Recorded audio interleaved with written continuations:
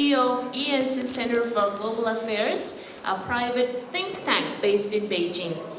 He is an alumni of International Visitor Leadership Program for the U.S. Department of State and a two-time alumni of International Academy for Leadership of Friedrich Naumann Foundation for Freedom. He is a regular speaker at the Asia Liberty Forum and some annual and special conferences in foreign embassies in Beijing. And his research interest ranges from China economic and political reforms, property rights, innovation and entrepreneurship, reform of state-owned enterprises and the development of private enterprises to climate change issues and corporate social responsibilities. Okay, Jack Ma. Thank you.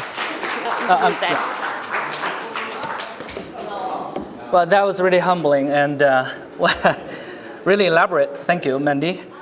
Can you guys hear me? I really want you guys to hear me because today is your lucky day.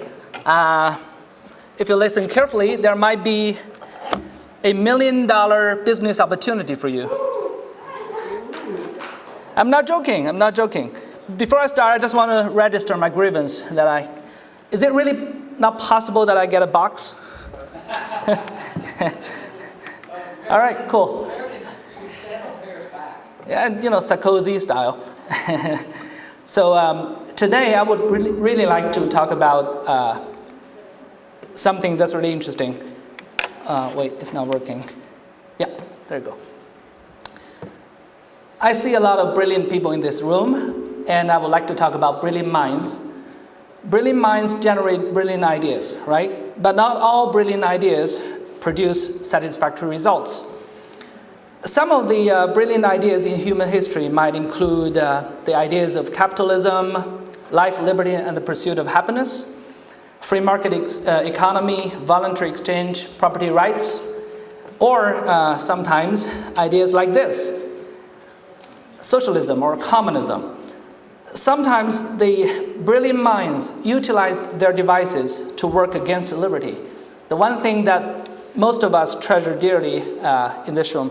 Today I'd like to share with you something about these brilliant minds. Now in my country, down to the south, China, one of the places where you will find a lot of brilliant minds is the tech industry. Due to the widely known reasons, there are no Google, no YouTube or Facebook. However, the substitutes are just as good, except that they are not. In this industry, some tech gurus, the creators of the tech giants in China are exactly the type of antagonist we've seen before, like this guy here.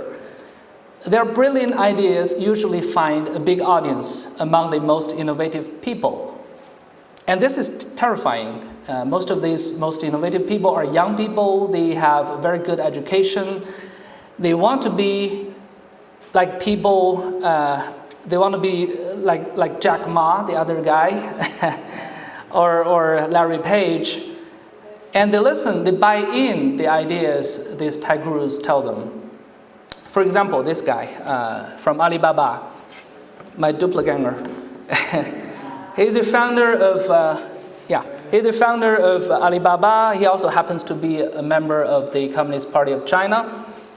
And he famously said publicly, he said, if my country needs, I'm prepared to give Alipay to the government anytime. Alipay is the online payment system developed by Alibaba. He also said, when talking about the market economy and the planned economy, he said, in the last 100 years, we have been convinced that the market economy was very good. However, I think this will change in the next 30 years, in your lifetime. And the planned economy will become more and more powerful. Why so? Because as we get a hold of data, the invisible hand of the market in a country is likely to be discovered by us. Another guy, Mr. Liu Qiangdong, the creator of another tech giant, the JD Mall, he says something about communism, which we all feel so intense about. He said, our dear China, this is the exact word he used. He said, our dear China proposed communism. Now in the past, many thought it was unreachable. However, with our technological strategy, in the past few years, I suddenly found that communism can be realized in our generation. And a lot of young people truly listen to them.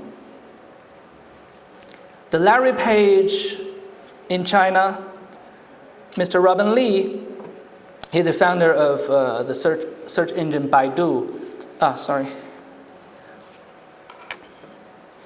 Unlike Google, this Baidu, this Chinese search engine, does do evil. And Mr. Robin Li said Chinese consumers would rather trade their privacy for convenience in certain circumstances. However, I'm not here to talk about the foolish ideas of these brilliant minds, these brilliant people. I'm not here to talk about why they say things like that. I'm here to convey a message. And the message is this. Now, if liberty does not win hearts and minds in the most innovative areas, liberty is likely to be questioned, doubted, discredited, and discarded. So how to make a small difference in the most innovative area? Why does it matter at all? How is China's innovation scene like? This is our little story of engaging China's niche market for liberty. That's right, the niche market for liberty. There are a couple of phases for China's economic growth, the development phases, which lead to where it is today. When you set off as a planned economy, there's really little you should expect regarding prosperity and happiness. So for the first 3 decades, and that's when our dear friend, Ms. Li Schooland, was there in China. She was the witness of this period of development in China. It was really struggling to develop in its own industrial base and pulling people out of poverty without the magical hand of the market, though. It all changed in 1978 when market-oriented reforms were introduced by Deng Xiaoping, the great designer of the reform and opening up policy. And China began to open its gate to the Western world. This is when a commodity economy was allowed to prosper. A commodity economy is just the same thing as a market economy. Because back then, in order to avoid confusion and suspicion from the conservatives, the concept of market economy was deliberately avoided, whereas the phrase commodity economy was used to refer to the reforms measures for market economy. So this ushered in the 30 glorious years of rapid development, even a decade-long 2-digit GDP growth rate, and the catching up phase. The economy was liberalized, people were allowed to have their own property, voluntary exchanges are observed, contracts are enforced, and the concept of rule of law is gradually accepted into people's daily use. There's a little story. The rule of law in Chinese meant something else before 1998. It is spelled differently. And when this word appeared in the Chinese national TV station, the CCTV, the economist was interviewed. He said something about rule of law, and there was no subtitle. The subtitle was wrong because there was no such phrase back then. Now, in this period, what Professor Stephen Chang called the inter-county competition was seen as the true driving force for the economic growth. It was also written about by Professor Ronald Coase and Dr. Wang Ning in their famous book, How China Became Capitalist, where the authors were convinced that China's development was due to the marginal revolution that brought entrepreneurship and market forces back to China during the first decade of the reform.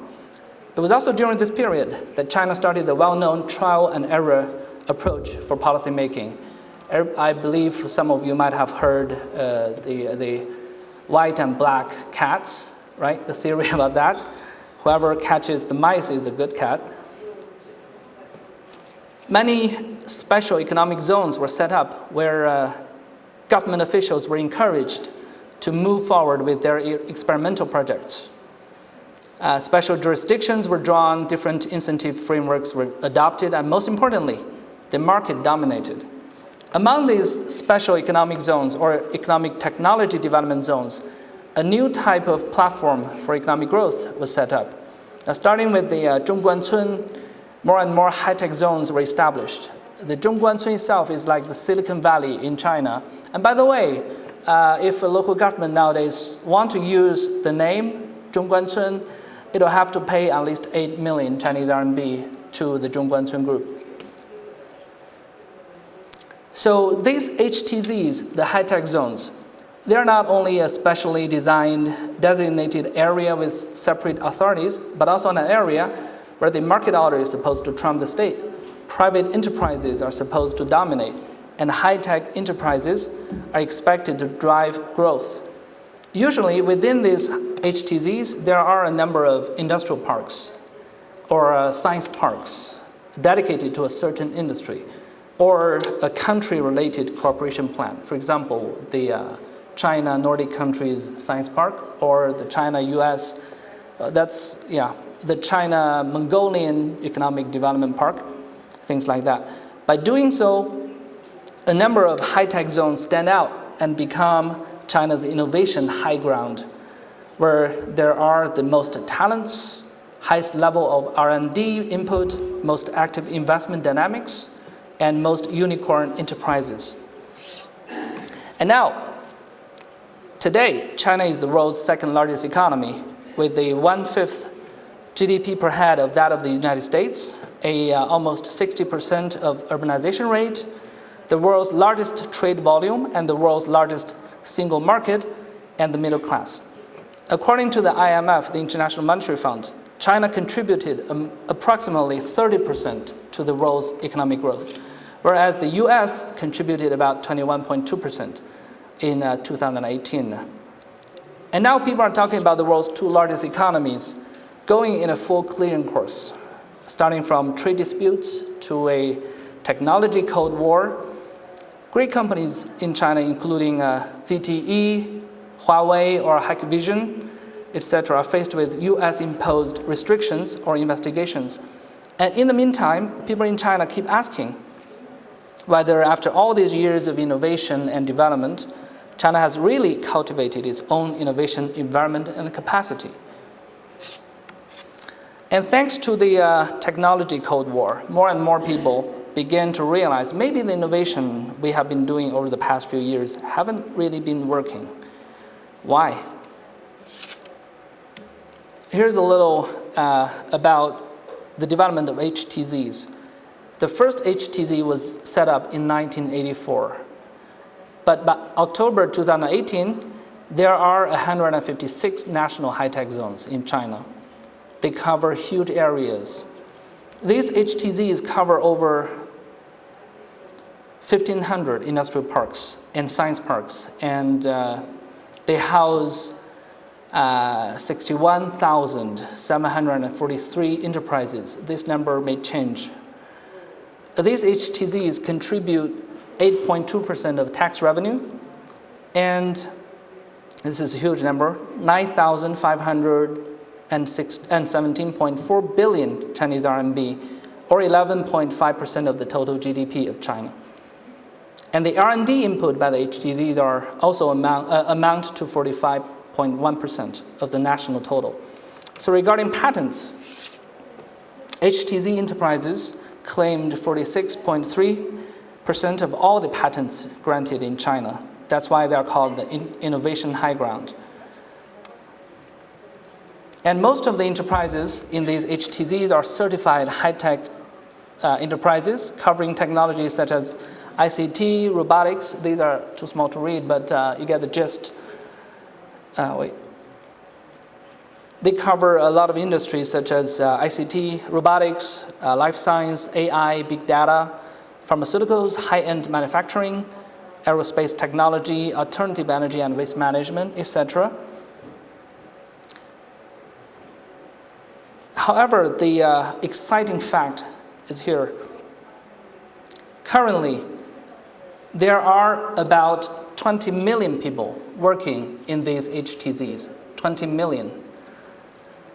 The population of Mongolia, as I was told, is around 3 million.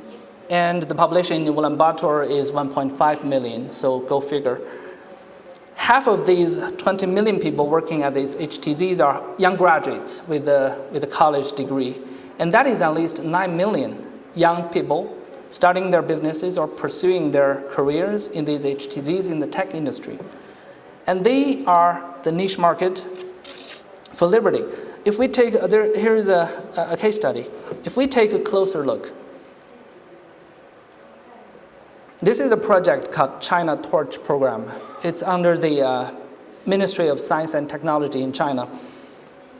Not only the number of enterprises and incubators or accelerators is surprisingly large, but also the makeup of the startup's background.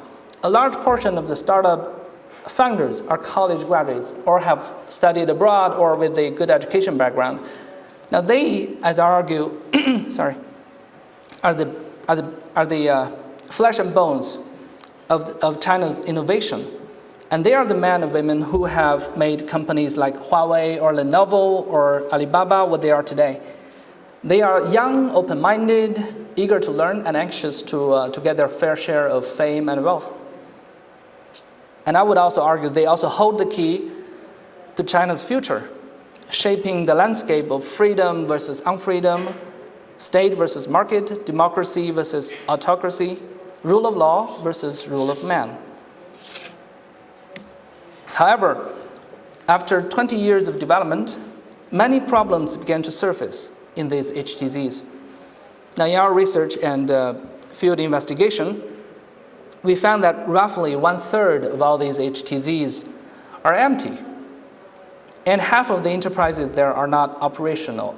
I believe you must have read about the ghost cities in China, some of the economic development zones that are totally empty and deserted. Yeah, this is that. We also summarize some of the key problems here, like these are the problems essentially about state intervention and the market logic. Now here we touch upon the essential problem of China's innovation approach, which features heavy subsidies, government intervention, favored policy, and rent-seeking, which do not benefit genuine innovation capacity building. So, for example, Wuhan, it is the capital city of Hubei province in central China. These are the terms that the Wuhan government, through their different high-tech zones, offer to the developers or the operators or the enterprises that land their projects in Wuhan. They are extremely generous. Look at this. That is the Wuhan government policy paper. It's labeled number 6, which means it is very important. And the Wuhan government promises, if you land your project in Wuhan, you could get free use of land or office buildings for up to 3 to 5 years, and you don't have to pay tax for the first 3 years. You could get subsidies up to 3 million RMB in cash. Yeah, don't get so excited. and of course, you could have easy access to back loans or the market or administrative assistance. Isn't that great?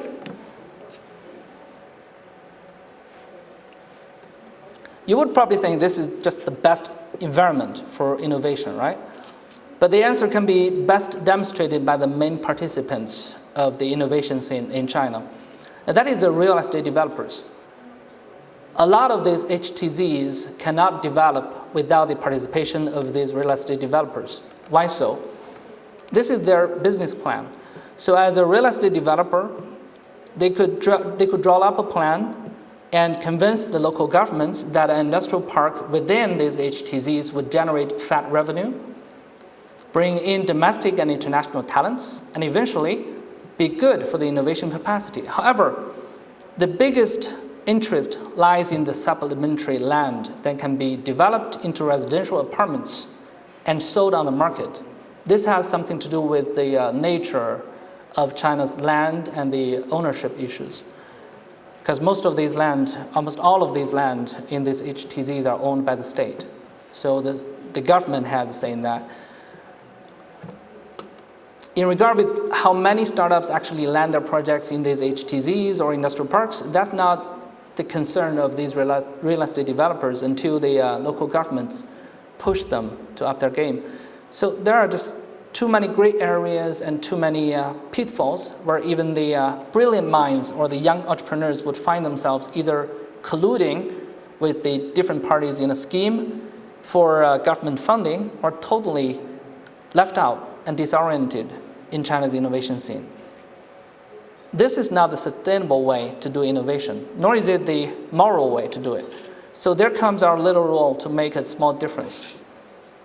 Now, by recognizing the problems with China's innovation approach and the current development, ENC Center for Global Affairs drew up a plan to address the imminent issues concerning the innovation capacity and those who are making it in China. Therefore, at our center, we have a team of 4 and a network of associate researchers to engage the innovation scene in China. Briefly, we do 4 things. We work with scholars to do economic education and public events or for educational purposes. We work with research institutions and think tanks from home and abroad to address acute policy issues. We work with professionals in the industry to carry out research projects, to carry out field investigations, offering consultancy and undertake joint research projects. And last but not least, we work with local government agencies to translate our ideas into policy. It is the hardest thing to do, but it is starting to show real effect. As more and more local government agencies getting interested in advices from a bunch of economists and a former Swedish science counselor, that is Dr. Chris Youngfall, my head of research, who has overseen scientific and innovation projects in China for years. Now, what we are doing is actually to repeat the teachings of great thinkers like Hayek, Mises, Kerzner, Friedman, and others, using the techniques of persuasion and showing the stakeholders an alternative to do innovation. We aim at a very small niche market, and we stick to it. Hopefully, we'll make it work. Hopefully, we'll make China's innovation scene a stage for championing liberty. That's it. Thank you, guys.